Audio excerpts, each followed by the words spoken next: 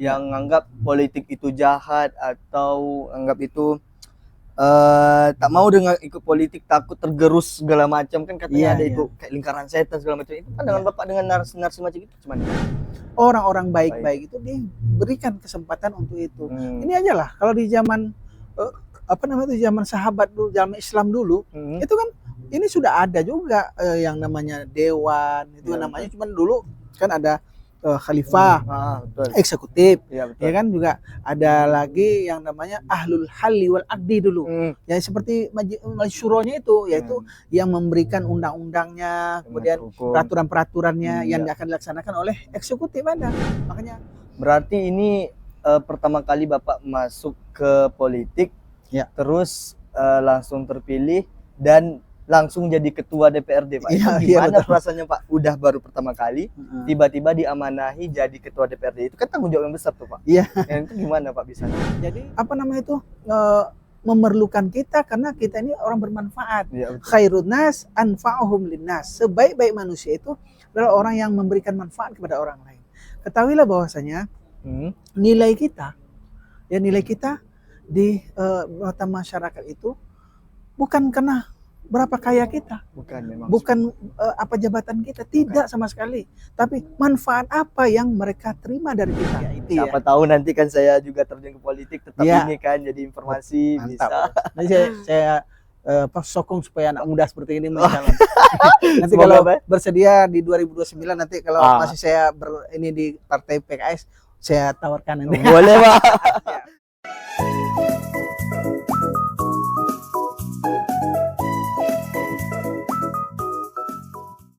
Hai, saya Devra Asrianda, selamat datang di channel YouTube-ku. Jadi teman-teman, hari ini kita bakal ngobrolin tentang politik. Kebetulan di tahun ini tentunya akan bakal ramai gitu kan fenomena politik, apalagi kita bakal masuk ke perayaan pemilu tahun 2024. Jadi kita akan belajar tentang politik dengan langsung ahlinya, dengan langsung seorang praktisinya, yaitu Ketua Dewan Perwakilan Daerah, Dewan Perwakilan Rakyat Daerah Kabupaten Bengkalis, yaitu Bapak Khairul Umam, Ketua DPRD Bengkalis.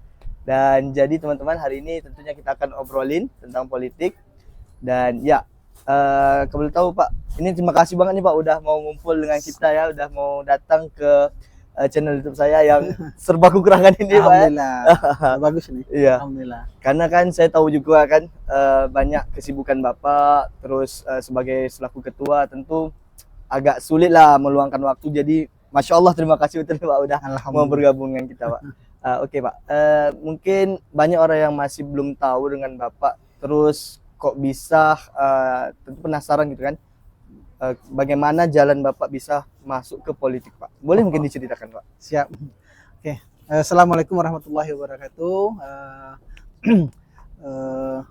Para masyarakat yang dirahmati Allah dan juga Pak Devra ya, dari Ceria TV. Iya betul Pak. Saya kerja di Ceria TV ini. Ya, kerja di Ceria TV di channel YouTube Alhamdulillah. Pribadi. Alhamdulillah. Jadi kalau pertanyaannya mengapa bisa terjun politik ya. Jadi sebenarnya saya sebelumnya itu tidak sebagai praktisi ya di politik, sehingga saya masuk ke politik ini justru sudah di usia di atas 40 ya. Ya, 40. Jadi sekarang usia saya 52, sekitar 48 lah saya baru jadi anggota DPRD dan baru mencalon pada tahun 2019. Sebenarnya saya ini adalah aktivis sosial, ya kan, aktivis pendidikan dan keagamaan. Gitu ya. Jadi saya kalau di Mandau atau di Duri itu mendirikan lembaga sosial namanya Yayasan Ibadur Rahman, mendirikan Laz Ibadur Rahman, sebelumnya namanya UPZ Ibadur Rahman. Itu alhamdulillah bisa menghimpun dana zakat sampai 7 miliar dalam 1 tahun. Wah, ya itu kita ini kan. Kemudian juga kita mendirikan sekolah-sekolah untuk anak yatim itu gratis gitu ya. Ada IDBS Ibadur Rahman boarding school ya. IDBS itu adalah Ibadur Rahman Duri Boarding School. Jadi anak-anak kita juga ada panti asuhan. Anak panti asuhan kita gratis semua ada di situ. Kemudian kalau bagi yang orang luar itu berbayar. Dan ada lagi Makdis yang lebih ditekankan kepada Quran, hafalan Quran, dan juga merupakan SD dan SMP umum. Dan banyak juga alhamdulillah masyarakat Duri yang di sana, ada lagi sekolah Belading.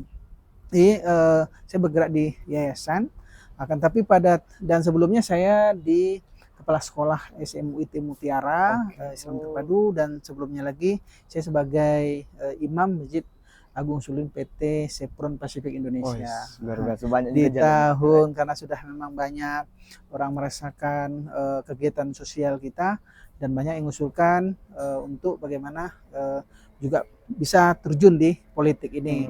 Jadi mereka menawarkan saya Partai PKS pada waktu itu menjadi ketua di tahun 2015. Yang saya terima, maka di tahun 2019 saya terjun di pemilu. Ya, alhamdulillah ternyata luar biasa sambutan dari masyarakat mempercayakan suaranya kepada saya. Dari 45 anggota DPRD itu saya suara tertinggi. Masya Allah. Ya, yaitu 6.461 suara. Jadi sebenarnya tuntutan mengapa ke politik ini, ya tentu saja tadi itu barunya berkiprah ya, di masyarakat dengan kegiatan-kegiatan sosial itu sangat bagus sekali. Tapi ketika kita bisa terjun di politik sebagai anggota DPRD ya, dan juga mungkin kalau yang di eksekutif sebagai bupati seperti itu akan lebih banyak lagi bisa membantu masyarakat dengan uang masyarakat yang dikelola. Berarti ini pertama kali Bapak masuk ke politik, ya, terus langsung terpilih dan langsung jadi ketua DPRD, Pak. Iya, gimana perasaannya, Pak? Udah baru pertama kali, tiba-tiba diamanahi jadi ketua DPRD. Itu kan tanggung jawab yang besar tuh, Pak. Iya. Itu gimana, Pak, bisanya, Pak? Jadi karena kebetulan saya juga ketua partai ya, di ketua DPD Bengkalis, sehingga ketika dilihat dari keseluruhan yang ada di PKS ini, prinsipnya adalah ada musyawarah ya, ada namanya di DPTD dan juga ada di DPTW, dan dilaporkan ke pusat bahwasanya tentu saja menurut mereka dari keterpilihan masyarakat, kedekatan dengan masyarakat, kemudian suara yang diberikan oleh masyarakat, dan juga di struktur partai pasti ada pertimbangan-pertimbangan sehingga dipercayakan, diamanahkan kepada saya. Gitu. Dan luar biasanya baru pertama kali ini suara Bapak terbanyak di tingkat kabupaten, Pak ya? Tingkat kabupaten. Bukan di tingkat dapil Bapak, bukan? Oh, di seluruh dewan yang 45. Oh, luar biasa loh ini. Harus kita gali nih strateginya. Dan kebetulan Bapak, saya juga termasuk orang yang tertarik dengan politik, tapi masih ada keraguan, Pak. Dan apalagi sekarang ini kan zamannya anak muda katanya itu kan. Ya, betul. Seharusnya memang anak muda itu berpolitik atau gimana, Pak? Ya mungkin penonton saya ini juga mau tahu, Pak, sebenarnya, Pak. Iya, sebenarnya tentu saja sesuai sebenarnya dengan kecenderungan ya, dengan kapasitas dan hobi kita. Kalau seperti saya memang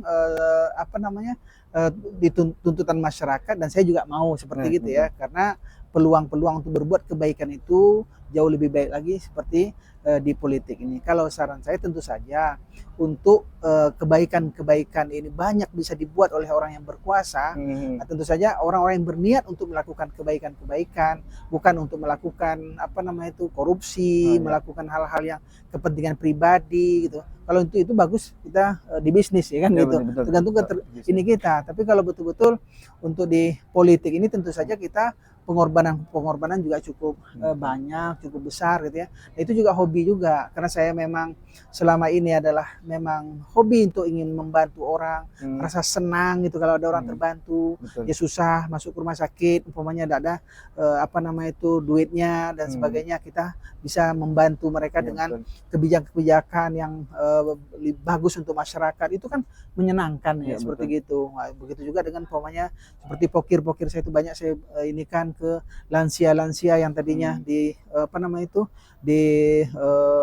yang kita bantu melalui sosial, lembaga sosial yang kita miliki nggak memadai gitu. Kita bisa banyak membantu orang-orang yang kesusahan, anak yatim dan sebagainya. Berarti memang kalau bahasa anak zaman sekarang tuh, Pak ya, sesuai passion lah berarti. Ya, sesuai passion. Iya. Dan bisa dilatih sih sebenarnya. Betul, bisa. Asal ada kemauan pasti bisa ya, Pak ya. Iya. Dan memang yang jadi rasa penasaran kemarin kan saya sempat ikut press release dengan Bapak konferensi pers, dan banyak yang manggil Bapak itu ustadz. Ternyata Iya. Bapak memang aktivis keagamaan. Itu Bapak pendakwah atau guru atau gimana, Pak? Iya, saya dari apa namanya itu, saya lulusan Universitas Al-Azhar, Kairo. Kairo, Pak. Iya, LC ya, Wih. betul. Kemudian juga saya karena Hmm. memang saya aktifnya di masyarakat di bidang keagamaan dan juga bidang zakat, ekonomi Islam, Hmm. makanya saya menambah lagi S2 saya di UIN Pekanbaru, UIN Suska, Hmm. itu di jurusan ekonomi syariah. Oke. Makanya titel itu LC MESY. Ah. Ya, Master Ekonomi Syariah, Syariah, betul, karena sudah kepalang apa namanya itu bergulat di bidang itu. Nah, sehingga apa namanya itulah apa namanya itu saya Gairah Bapak gitu ya? bergairah ya Ah. untuk mengembangkan itu. Oh. Dan kalau boleh tahu, Pak, Bapak kuliah di Kairo ini mandiri kan, ini tentu saya pengen tahu juga Iya, ya, mana betul. tahu jadi motivasi juga kan. Siap. Mandiri beasiswa atau bagaimana, Pak? Dan kebetulan yang saya dengar juga anak Bapak juga lanjut kuliah di Kairo juga, Pak ya? Iya, betul. Ah. Jadi saya dulu ketika saya masih kuliah di Jakarta di LIPIA, namanya Lembaga Ilmu Pengetahuan Islam dan Arab, ada dibuka beasiswa waktu itu oleh Departemen Agama, tapi melalui utusan-utusan lembaga. Kebetulan saya dulu aktif juga di namanya DDII, Dewan Dakwah Islam Indonesia, di Jalan Keramat Raya 45. Ternyata ada dapat jatah satu beasiswa. Masya Allah. Cuman juga harus ikut tes ya, karena memang tes. satu-satunya saya pada itu saya lulus lah seperti gitu ya, alhamdulillah. Jadi apa namanya memang saya dari Mesir dan katakan tadi bahwa saya adalah pendakwah dan sampai sekarang saya tetap berdakwah. Dan kalau seandainya saya di Duri atau di sini ada Isra Mi'raj, Maulid Nabi seperti sekarang, itu selalu di ini. Jadi memang masyarakat mengenal saya itu adalah sebagai seorang ustadz. Ya, kemarin panggilnya ustadz tuh wajar karena di mana-mana sebelum saya jadi ketua dewan itu juga memang semua orang rata-rata manggil Ustadz. Kalau di sana tuh Ustadz KU. Ustadz Khairul Umam ya. Disingkat ya Ustadz KU ya, seperti gitu. Karena memang sampai sekarang pun saya tidak tinggalkan itu. Ya, saya pagi-pagi di Masjid Muttaqin di Duri itu setiap hari Sabtu saya pasti ngisi bacakan kitab gitu kan. Jadi tetap jadi nggak meninggalkan apa namanya fashion kita yang awal gitu, karena disitulah kita jiwa kita lah gitu, salah satu jiwa gitu, Pak. Betul gitu, Pak. Kayak saya lah, ini kan hobi di teknologi IT. Siapa tahu nanti kan saya juga terjun ke politik, tetap ini kan jadi informasi. Mantap. Bisa. Nanti saya sokong supaya anak muda seperti ini mencalon. Nanti kalau bersedia di 2029 nanti kalau masih saya ini di partai PKS, saya tawarkan ini. Boleh, Pak. Saya siap aja sih, Pak. Kalau soalnya kan memang kalau untuk proses menjadi politikus itu kan bukan hal gampang kan. Tentu yang paling utama adalah untuk dikenal dulu sama orang. Terus kita juga ada kegiatan jelas seperti Bapak tadi ceritakan. Udah ada kegiatan sosial, pendidikan. Gitu. Masa kita petantang-petenteng tiba-tiba? Iya kan? Masyarakat udah berharap banyak kita buat seperti gitu. Nah, rasanya kalau memang kita ngobrol nih, Pak ya, nggak kurang sedap, Pak. Kalau tak sambil minum, boleh nggak, Pak? Mampir, boleh mampir. Ayonya mampir. Iya. Oh, siap. Ini kebetulan saya kerjasama nih, Pak, dengan Talacia ini. Oh gitu ya? Shop. Iya, betul. Terima kasih. Nah, terima kasih. Kasih Bang Pir. Oke. Siap, Pak. Lanjut, Pak, untuk minum, Pak. Siap. Bismillah. Wah, Masya Allah.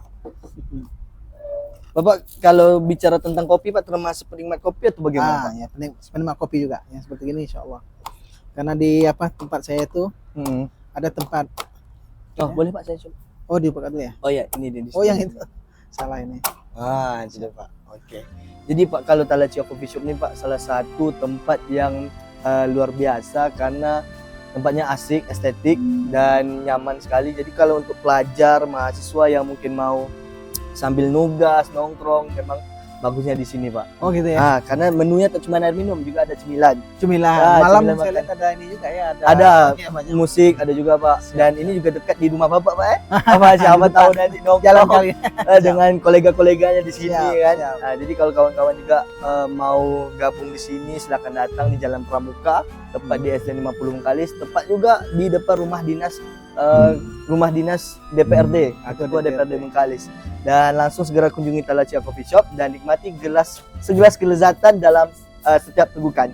Talacia Coffee Shop tatkala bercerita. Siap. Lanjut Pak, boleh Pak minum Pak, nikmati Oke. Pak. Kita seruput sekali. Bismillahirrahmanirrahim. Bismillah. Memang luar biasa ini. Ya kalau minum, memang ini kalau kata orang politikus itu tak jauh dari kopi Pak ya. Karena dia kalau merencanakan sesuatu biasa duduk-duduk di kedai kopi sambil kadang-kadang ngopi, Pak. lobby orang gitu. Ya betul. Ngopi dulu. Kopi dulu betul. Oke. Datanglah sini ngopi-ngopi kita kan gitu. Betul. Dan itu tak cuman politikus, mahasiswa yang aktif juga gitu juga. Gitu juga. Kebetulan saya juga aktif di organisasi sebelumnya Pak. Oh gitu ya. Di kampus saya dulu. Saya Di di mana? Stein. Stein Bengkalis. Bengkalis ya. Stein Bengkalis, jurusan komunikasi dan penyiaran Islam. Masya Makanya memang ini bidang saya Pak. Allah. Nah, satu lagi Pak, ada juga yang saya penasaran. Ini ada ketakutan Pak. Ya mungkin saya tak tahu dengan orang lain yang anggap politik itu jahat atau anggap itu tak mau dengan ikut politik, takut tergerus segala macam kan katanya ada itu kayak lingkaran setan segala macam. Itu pandangan Bapak dengan narasi macam itu gimana Pak? Kalau saya memang sedang membantah atau sedang coba meruntuhkan gitu ya, meruntuhkan pandangan itu karena sangat merugikan ya. Betul. Mengapa? Kalau seandainya politik itu jahat, sehingga orang-orang baik-baik jangan terjun ke politik, itu akibatnya apa? Tentu saja orang-orang yang akan mengambil kebijakan untuk masyarakat itu tentu bukan orang-orang yang baik. Betul. Itu prinsip yang harus kita sadarkan kepada masyarakat gitu. Karena kalau kita bawa ke dalam agama Islam saja, itu Rasulullah SAW itu bukan hanya sebagai pengajar ibadah, sholat, tapi seluruhnya beliau itu presiden loh. Iya betul. Ya kan? Pemimpin negara Pemimpin juga, negara. Pemimpin Gitu kan? Kemudian juga sahabatnya Abu Bakar Siddiq itu presiden loh. Ya istilahnya aja khalifah gitu kan. Berarti pemimpin ya, kepala negara gitu. Begitu juga dengan sahabat-sahabat yang lain. Dan mereka untuk memperoleh itu mereka berjuang gitu. Nah, tentu saja dalam konteks ini bahwasanya kita menjadi pemimpin itu dalam rangka misi untuk kebaikan tadi.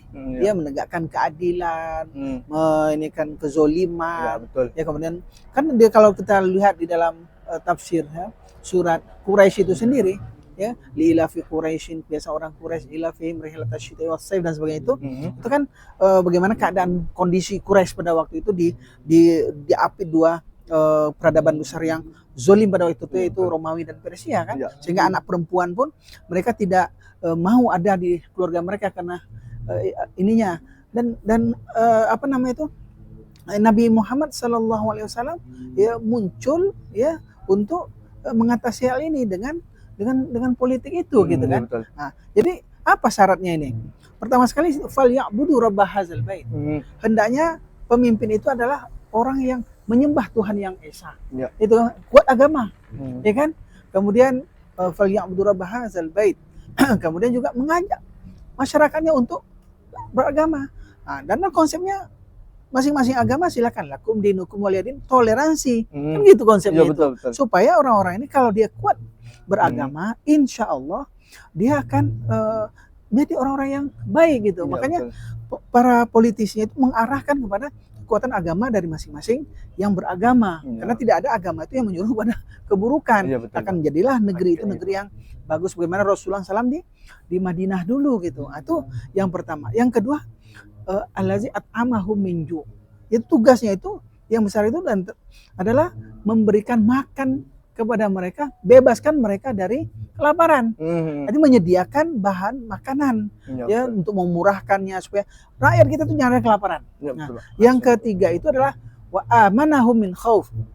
Memberikan rasa aman kepada mereka, singkirkan rasa ketakutan. Jangan dibalik. Berikan rasa takut, hilangkan rasa aman. Tidak boleh.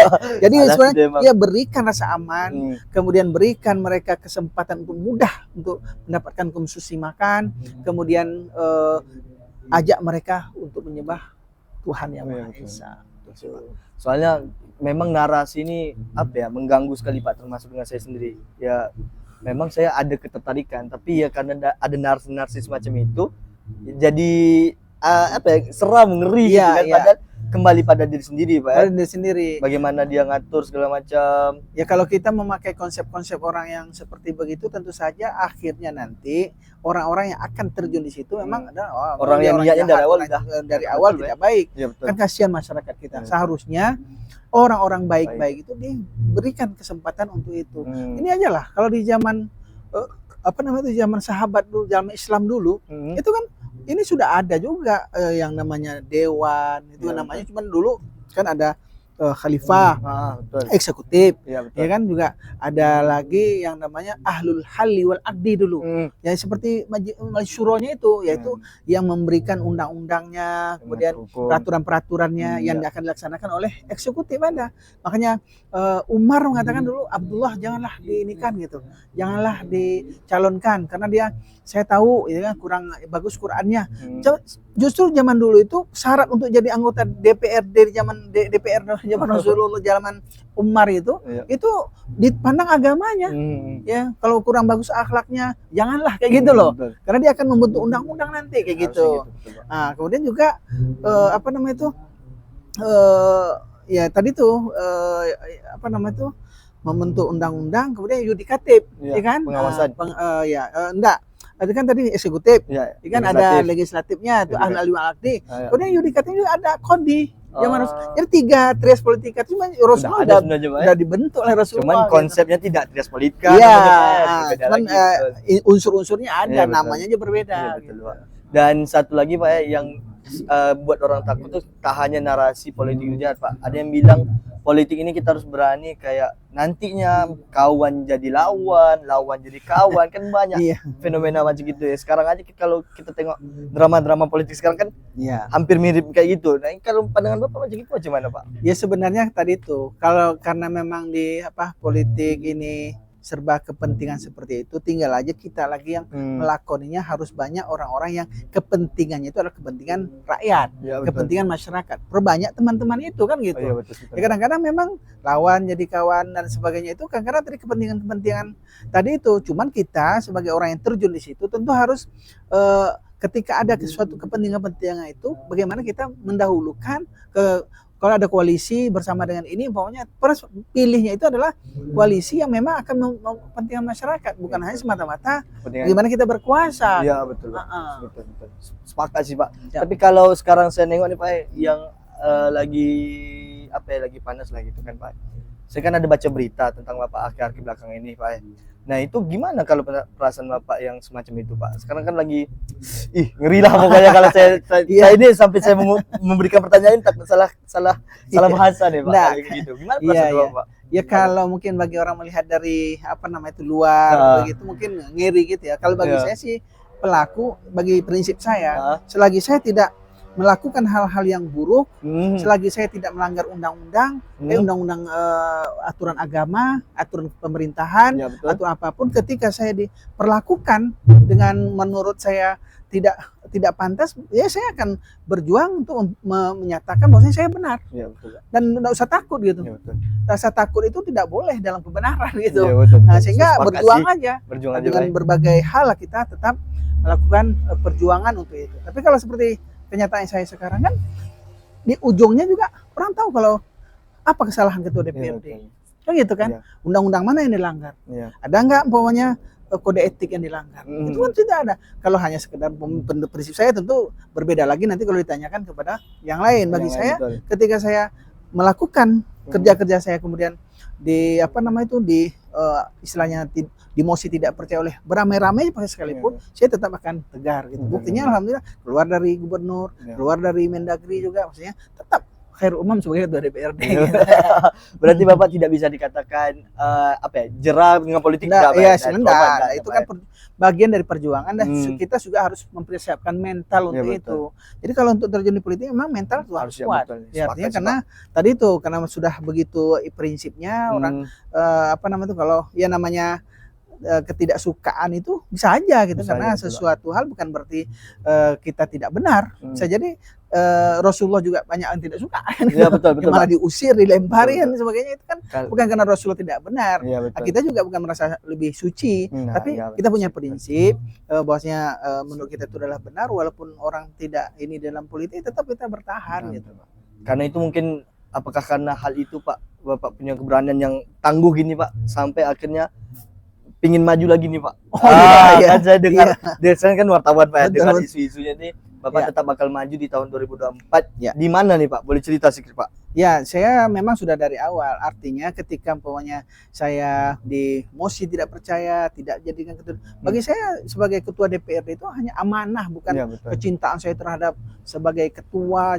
Tidak. Makanya dari awal-awal saya sudah meniatkan adalah satu periode saya di sini bukan karena masalah ini, dari awal saya sudah mau ke provinsi. Makanya lebih luas lagi lah cakupan yang bisa saya perbuat, sehingga saya rasa ketika masyarakat mempercayakan kepada saya, karena saya melihat juga terjun di pulau ini, karena saya berada di sini banyak harapan-harapan juga saya kerupat, saya kemana, sehingga mereka juga saya ngisi pengajian ke sana, saya juga pergi kunjungan ke sana, sehingga mereka merasa minta kalau bisa saya itu juga mengayumi mereka. Sehingga insya Allah saya di ke depan ini di provinsi lagi. Di provinsi gitu, Pak. Akan mudah-mudahan duduk Ya, lagi. iya siap saya doakan. Kalau orang niat baik itu selalu harus kita doakan Pak. Insya Allah. Bagaimanapun kan. Terima kasih. Lanjut dulu Pak, minum Pak. Ini kan pada tahu kering pula tenggorokan kan. Siap, panjang siap. lebar, siap Pak, minum Pak. Masih.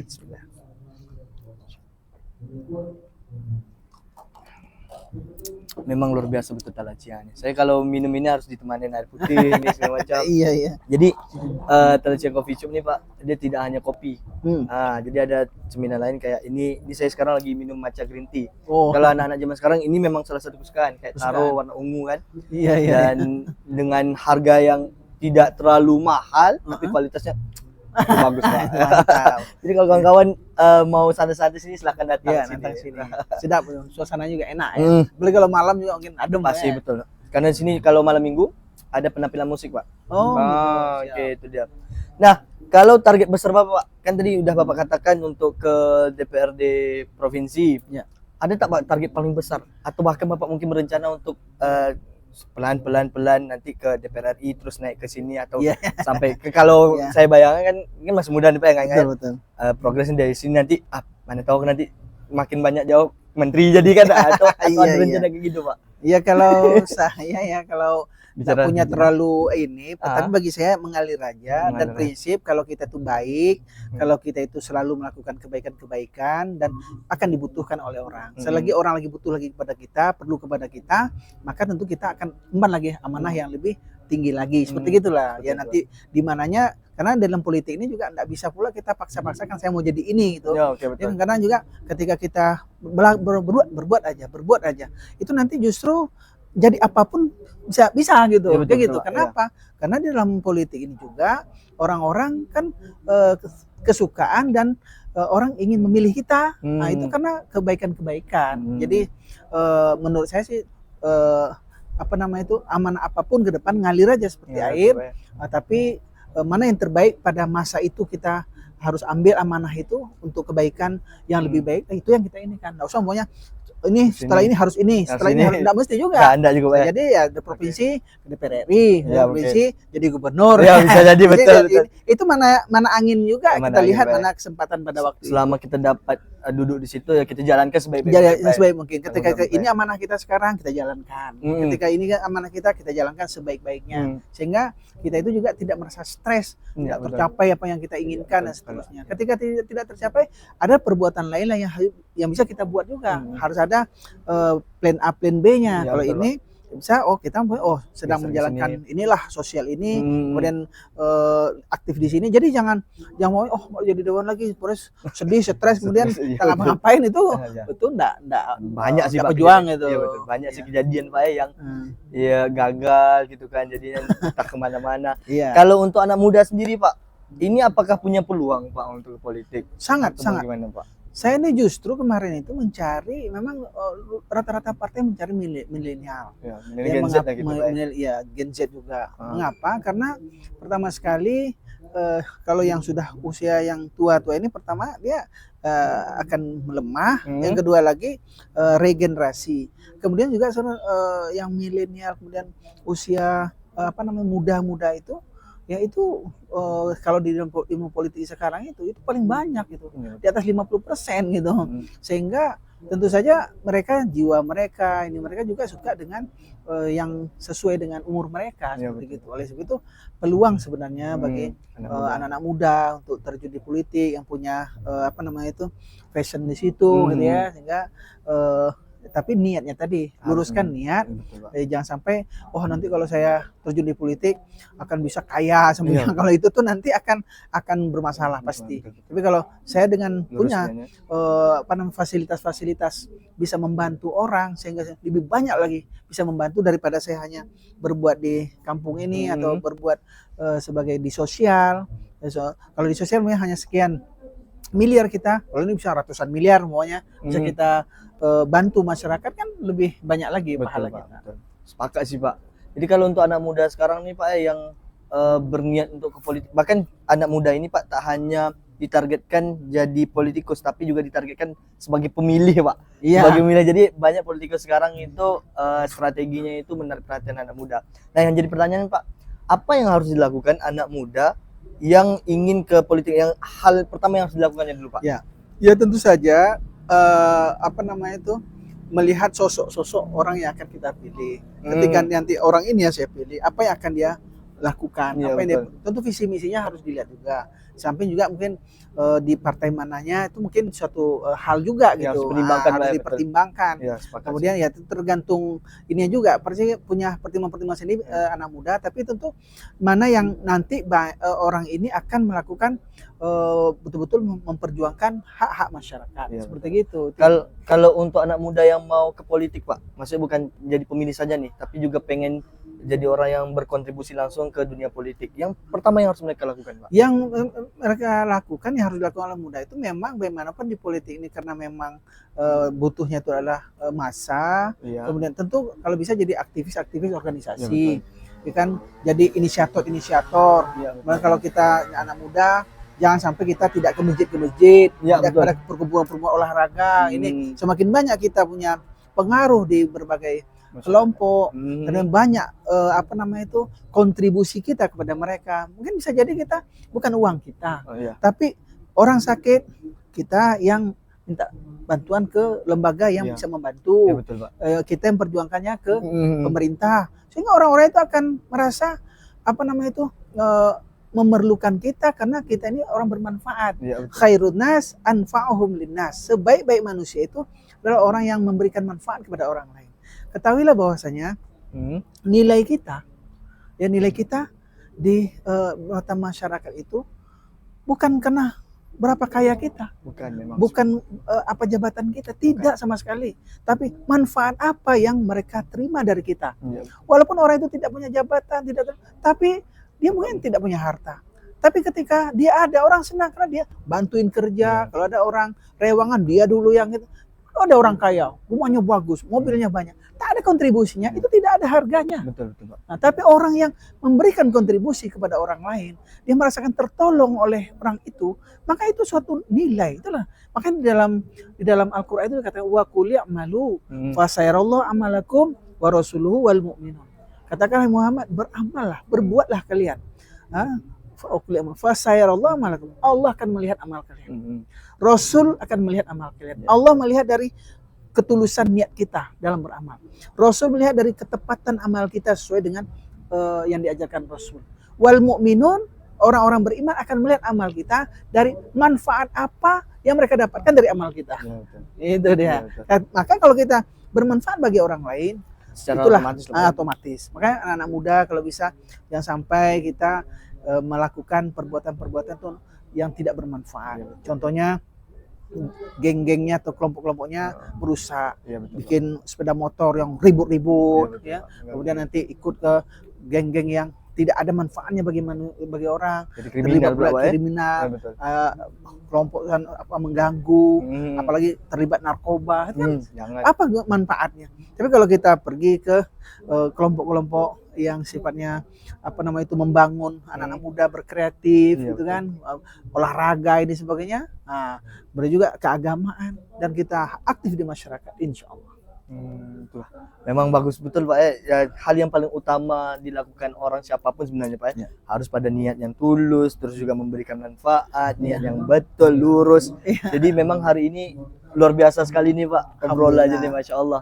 Dan semoga terima kasih sekali lagi nih Pak Sama. bisa mau duduk bersama ngobrol dengan kita, kalau bahasa Melayu berbual gitu Pak Iya, ya. siap. Dan semoga teman-teman yang nonton hari ini Pak, nonton video ini bisa mendapatkan manfaatnya.